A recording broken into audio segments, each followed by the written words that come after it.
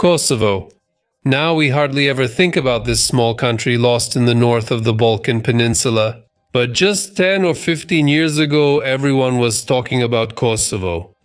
Experts and journalists covered this topic in detail and argued about whether the Kosovar authorities did the right thing by unilaterally declaring independence.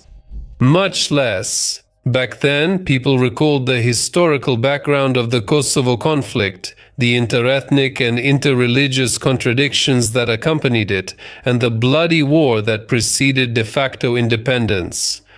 And of course, about its consequences and its impact on the current situation.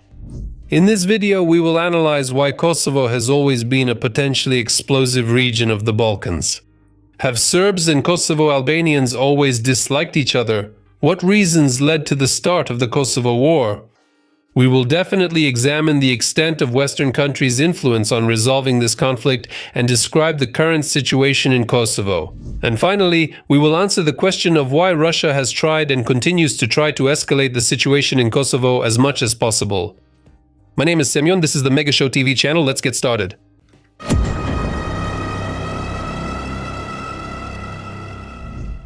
What is special about Kosovo?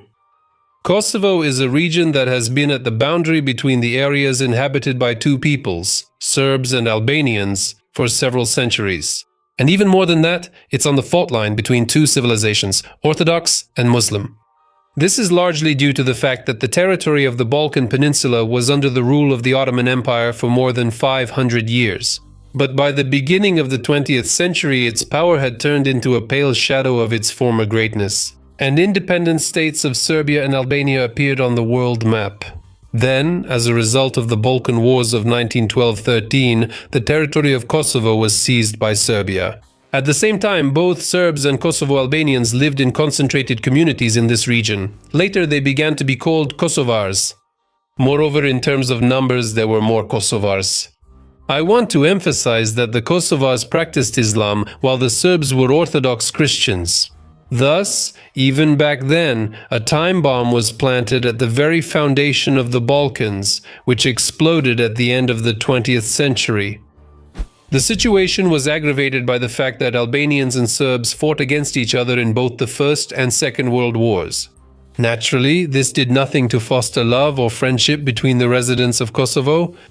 Armed clashes between Kosovars and Serbs were the norm. However, when the communist dictator Josip Broz Tito came to power in 1945, he decided to smooth things over a bit. And that's why he kept Kosovo as part of Serbia, but with the status of an autonomous province. The Albanian language became one of the official languages in the region. The opportunity arose to establish Albanian language schools and other educational institutions. Let me specifically remind you that Serbia itself, along with 5 other Balkan countries, was part of the unified state of Yugoslavia. Be sure to watch my previous videos about this state and the circumstances of its collapse. The first conflicts. The following 30 years were decisive for Kosovo's fate. The Kosovars had a very high birth rate. Due to this factor, as well as their strong unity, they actually began to push the Serbs out of the region.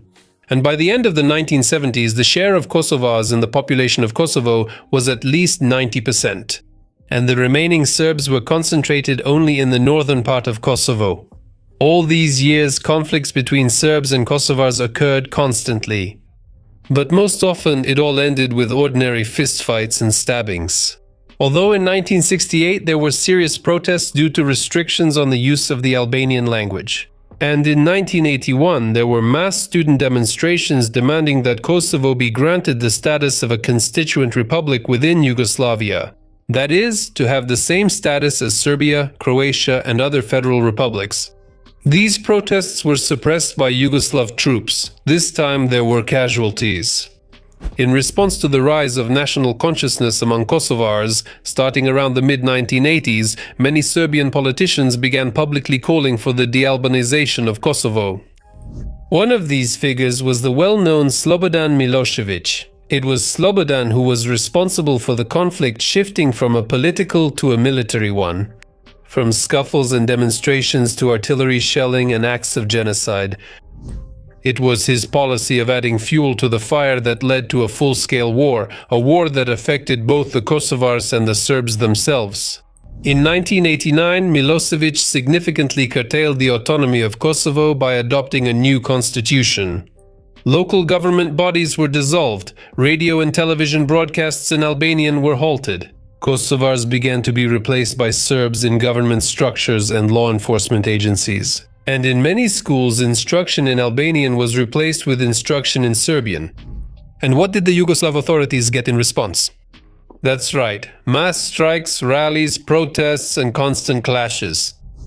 The situation kept escalating, and what did Milosevic do in this situation? Probably, like any other civilized political figure, he sat down at the negotiating table and started looking for terms for a barely acceptable compromise. Fat chance of a compromise. Stubbornness and short-sightedness prevailed over common sense here as well. Acting on the principle that force was the only answer, he imposed a state of emergency in Kosovo in 1990. However, all attempts to suppress the national liberation movement in Kosovo only strengthened the region's desire to gain full sovereignty.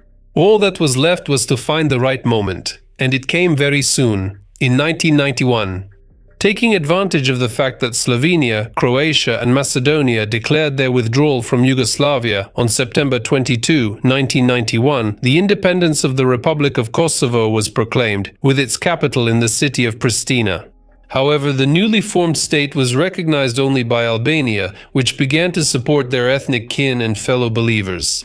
I want to emphasize that this was the first declaration of independence by Kosovo. The second and most important one happened 17 years later. In the meantime, the Republic of Kosovo became a typical unrecognized state, of which there were quite a few on the ruins of Yugoslavia. Serbian Krajina, the Republic of Srpska, the Croatian Republic of Herceg-Bosnia. We've already talked about all of them in previous videos, so make sure to check those out. To confirm that the Kosovars wanted full independence and not the status of an autonomous republic or a federal subject, a nationwide referendum was held on May 23, 1992. 99% of those who voted supported the policy of creating an independent Kosovar state. The first president of the Republic of Kosovo, Ibrahim Rugova, was also elected. I think it goes without saying that the Yugoslav authorities categorically did not recognize these actions and considered Kosovo their own territory, just like the Chinese communists do with Taiwan. However, unlike Taiwan, though the night is still young, in this case it still ended in war, but not right away. War was inevitable. Milosevic and other militant Serbs wanted to suppress rebellious Kosovo right away, but several factors got in the way of these plans. First of all, they were busy with more important projects to preserve Yugoslavia. In order to revive this half-dead empire, they provoked and organized wars in Croatia as well as in Bosnia and Herzegovina. These adventures required a lot of resources. That's why, at first, they didn't pay much attention to Kosovo. Among the Serbian elite, it was believed that this rebellious region wasn't going anywhere, especially since Yugoslavia had the advantage in every respect, in terms of territory, demographics, economic indicators, and military potential. The authorities in Kosovo were not sitting idly by either. They understood that Milosevic would not leave them alone. Sooner or later, he would take up arms and throw all his forces against them. That's why they were rapidly forming their own armed forces and building fortifications. The unrecognized state had no allies except Albania, which itself was going through a period of deep economic crisis and transition to a market economy. And behind Yugoslavia stood Russia. This factor played a very important role. After the end of the Bosnian War in 1995, Milosevic once again turned his attention to Kosovo. In fact, he suffered defeat in Croatia, Bosnia and Herzegovina. And Yugoslavia itself now consisted of only two republics, Serbia and Montenegro. As they say, a pale shadow of former greatness. So the return of Kosovo could have served as a sort of sweetener, at least to appease the imperial complexes of the Serbian elite. The Kosovo War began on February 28, 1998 with an attack by regular Yugoslav troops on the villages of Likošan and Čires. Using their advantage in equipment, ammunition and manpower, they began pushing the Kosovo units to the south. And as you correctly guessed, the military actions were marked by ethnic cleansing, looting, killing of prisoners of war, and other crimes directed against civilians. As in the case of the Croatian and Bosnian wars, Serbian soldiers were known for their extreme cruelty and intolerance toward the local population. However, Russian occupiers are acting in exactly the same way today in Ukraine. A typical imperial complex combined with hatred toward those peoples who have chosen the path of freedom and independence. And once again, NATO strikes. The course of the Kosovo War was radically influenced by the mass killing in Rakak. On January 15, 1999, Yugoslav troops carried out another massacre of civilians in this village. As a result, 45 Kosovars were killed. This war crime shocked the international community. Remembering the horrific tragedy in Srebrenica, which was also carried out by the Serbs, Western countries this time decided to act quickly and decisively. If just a few months earlier the US and European Union countries were calling for a ceasefire and negotiations between the warring parties, now the broader international community was convinced that action was needed, just like in Bosnia and Herzegovina in 1995. That is, to compel Yugoslavia to make peace through the use of military force. It was quite expected that Milosevic at first denied the very fact of the killings in Rakak, and after the truth could no longer be hidden, he completely refused to acknowledge it. Milosevic denied Yugoslav authorities guilt for these actions, as he did in other cases of violence against the Kosovar population. And Russia stood solidly behind Milosevic. It was Moscow that, at the UN level and in other international organizations, justified the actions of the Serbs in Kosovo by the need to fight terrorists and separatists, and blocked any progressive initiatives from Western countries. Throughout February and March of 1999, the US and the UK put forward several peace settlement proposals and plans to end the Kosovo War, and these were actually quite favorable for Yugoslavia. For example, Kosovo would remain part of Yugoslavia, but with broad political and national cultural autonomy. However, Milosevic showed remarkable stubbornness here, apparently counting on support from Moscow. Realizing that the matter would not end peacefully, and understanding that if a resolution was brought before the UN Security Council, Russia would definitely use its veto power, it was decided to use NATO forces. The military operation that was developed was called Allied Force, and its goal was to force the Yugoslav authorities to stop hostilities in Kosovo by carrying out targeted missile and bomb strikes on Serbian military facilities. The operation began on March 24, 1999. Thanks to their air superiority and aviation, 13 NATO member states, primarily the American, British and Italian forces, subjected the Yugoslav capital, Belgrade, as well as a number of other cities, to massive bombardment. And from the sea, a missile strike was launched from cruisers and submarines. The main targets were military bases, fuel and ammunition depots, airfields and other military infrastructure of Yugoslavia. However, civilian casualties were not uncommon. For example, by mistake, a Serbian passenger train near Gordelica and a television center in Belgrade were hit by airstrikes. And on May 7, one of the bombs even hit the embassy of the People's Republic of China in Yugoslavia. Unfortunately, 3 Chinese journalists were killed. But despite the mistakes that were made, the NATO countries' bombings of Yugoslavia still bore fruit. Realizing the inevitability of defeat, Milosevic was forced to enter into negotiations. On June 9, 1999, representatives signed the so-called Kumanovo Agreement, according to which Yugoslavia would withdraw all its troops from the territory of Kosovo, and in exchange, NATO peacekeeping forces were brought in to maintain order. It's kind of a repeat of the Bosnian scenario. At the same time, the future status of Kosovo was not specified, but in fact, this region temporarily came under the administration of the international community. This marked the end of the Kosovo War. In the case of the bombings of Yugoslavia, the most notable aspect was the Russian reaction. It was so negative that it seemed as if they were bombing not Belgrade but Moscow itself. The president of the Russian Federation, Boris Yeltsin, was initially against any attempts by the West to support the Kosovars and was clearly siding with the Serbs. And when the NATO military operation began, the then Prime Minister Yevgeny Primakov, who was on his way to an official visit to Washington, demonstratively ordered the plane to turn around while en route, and he returned to his homeland. This turnaround over the Atlantic demonstrated that Russia was ready to support criminal political regimes, if, of course, it suited its interests. Even if these regimes were involved in terrible crimes, and note, these events took place 6 months before Putin came to power, long before he started saying live on air who needed to be rubbed out in the outhouse. That is, the decision to support Milosevic was made by those representatives of the Russian army who were perceived in the world as so-called liberals.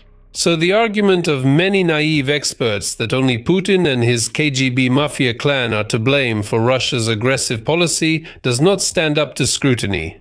The Russian Federation always remains true to its imperial principles, and it supports those who also follow them.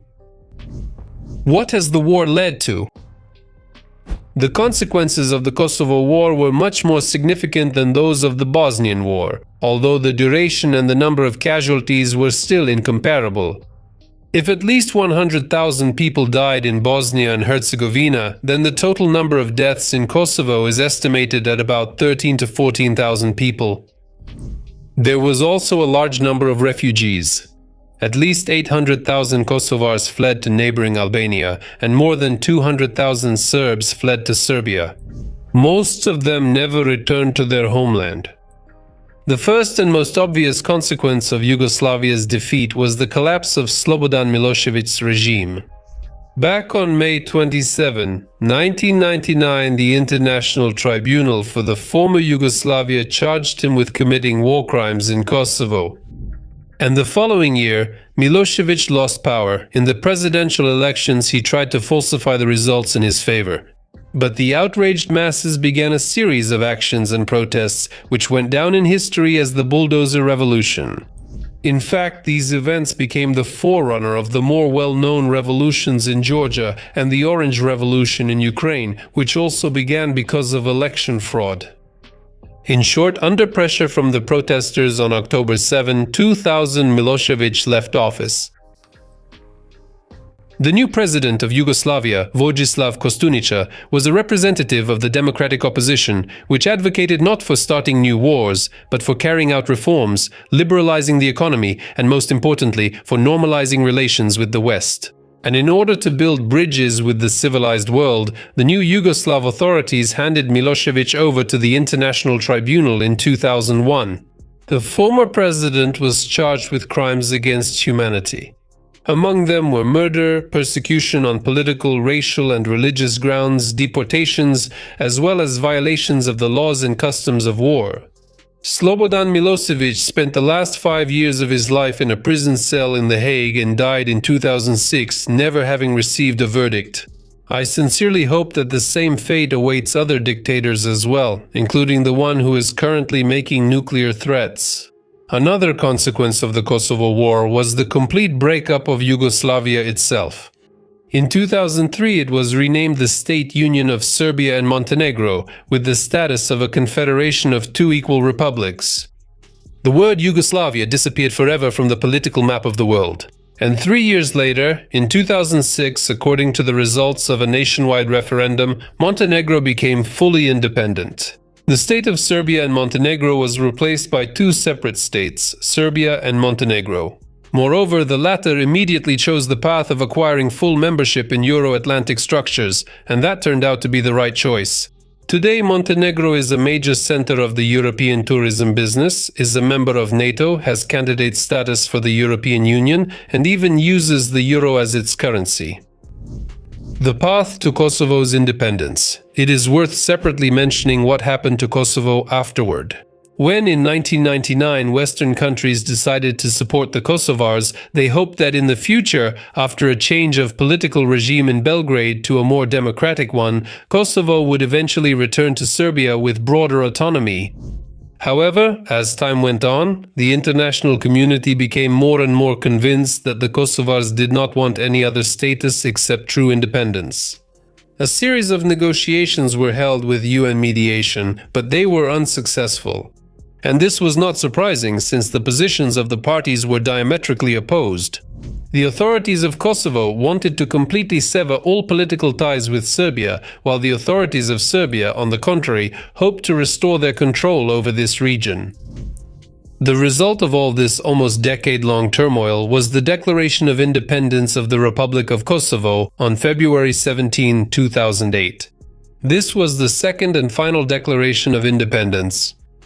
And despite the protests and other diplomatic provocations from Serbia and its patron Russia, most countries in the world still recognize Kosovo. As of today, 100 out of 193 countries. That's not a bad figure. Especially considering that among them are such economic and political giants as the United States, the United Kingdom, Germany, France, Italy, and most of the European Union countries. Today, Kosovo is a candidate for EU membership and is also part of some international organizations, in particular FIFA and UEFA. In recent decades, the economy has shown steady growth, although mainly due to the development of the service sector. The capital of Kosovo, Pristina, is gradually turning into a modern metropolis. However, substantial economic assistance from the United States and EU countries plays a major role in these achievements. However, despite these achievements, there are also problems. The most important of them is the high level of unemployment, especially among young people. That's why many people must leave for work in more developed European countries. Today, in the largest cities of Germany, France, Switzerland, and Italy, you can always find Kosovar migrant workers. And of course, the tense relationship with Serbia also plays a significant role. Naturally, the Serbian authorities still do not recognize Kosovo as an independent state, but there is no war either. Still, that's a tremendous achievement, and primarily because peacekeeping forces are still present in the territory of Kosovo, although minor conflicts between Serbs and Kosovars have not disappeared.